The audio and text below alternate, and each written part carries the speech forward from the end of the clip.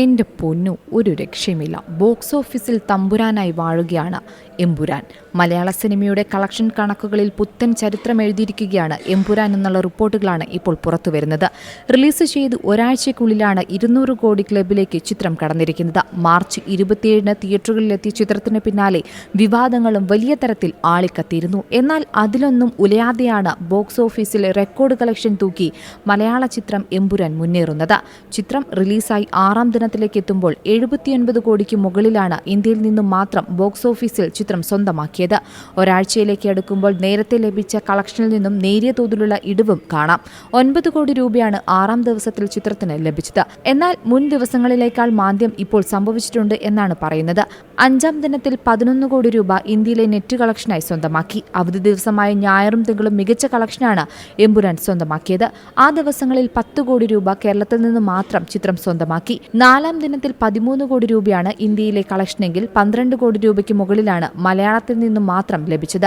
3-ാം ദിവസത്തിൽ 13 കോടി രൂപയാണ് ലഭിച്ചത്. ഇതിൽ 12 കോടി രൂപ കേരളത്തിൽ നിന്നുമാണ് നേടിക്കൊടുത്തത്. 2-ാം ദിനത്തിൽ 11 കോടി രൂപയാണ് ചിത്രം സ്വന്തമാക്കിയത്. ഇതിൽ 10 കോടി രൂപ കേരളത്തിൽ നിന്നുമാണ്.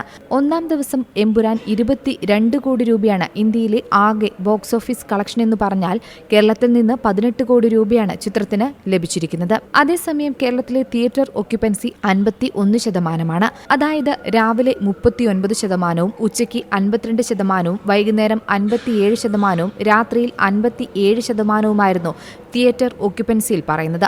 അതേസമയം എമ്പുരാൻ വിവാദങ്ങൾക്കൊടുവിൽ റീഎഡിറ്റ് പതിപ്പ് തിയേറ്ററുകളിൽ പ്രദർശനം ആരംഭിച്ചിട്ടുണ്ട്. ചിത്രം റിലീസായപ്പോൾ വലതുപക്ഷ ഗ്രൂപ്പുകൾ ഗുജറാത്ത് കലാപം ചിത്രീകരിച്ചെന്ന് ചൂണ്ടിക്കാട്ടിയതോടെയാണ് വിവാദങ്ങൾ ഉടലെടുത്തത്. പിന്നീട് ചിത്രത്തിലെ ഭാഗങ്ങൾ വെട്ടിമാറ്റിയാണ് പുതിയ ചിത്രം എത്തിയിരിക്കുന്നത്. എന്നാൽ ഇന്നലെ ചിത്രം പ്രദർശനത്തെത്തിയപ്പോഴേക്കും ചിത്രത്തിലെ 24 ഭാഗങ്ങൾ മുറിച്ചു മാറ്റിയിരുന്നു. സിനിമയുടെ ആസ്വാദനത്തെ ഇത് ബാധിക്കില്ലെന്നാണ് നിർമ്മാതാക്കൾ വ്യക്തമാക്കുന്നത്. എന്തായാലും വലിയ ഹിറ്റ് തന്നെയാണ് എമ്പുരാൻ എന്ന് തന്നെയാണ് നിരവധി ആരാധകർ പറയുന്നത്. കേരളം കണ്ട വലിയ ഹിറ്റാണ് എമ്പുരാൻ എന്നും ആന്റണി പെരുമ്പാവൂരും മോഹൻലാലും പൃഥ്വിരാജും ഒന്നിച്ച് തിയേറ്ററുകൾക്ക് നല്ല കളക്ഷനാണ് സമ്മാനിച്ചതെന്നും ചില തിയേറ്റർ ഉടമകളും പ്രതികരിക്കുന്നുണ്ട്. ഇതുപോലുള്ള നല്ല സിനിമകൾ വരണമെന്നും എന്നാലേ നിർമ്മാതാക്കൾക്കും തിയേറ്ററുകൾക്കും വരുമാനം ലഭിക്കുകയുള്ളൂ എന്നും അഭിപ്രായങ്ങൾ ഉയരുന്നുണ്ട്.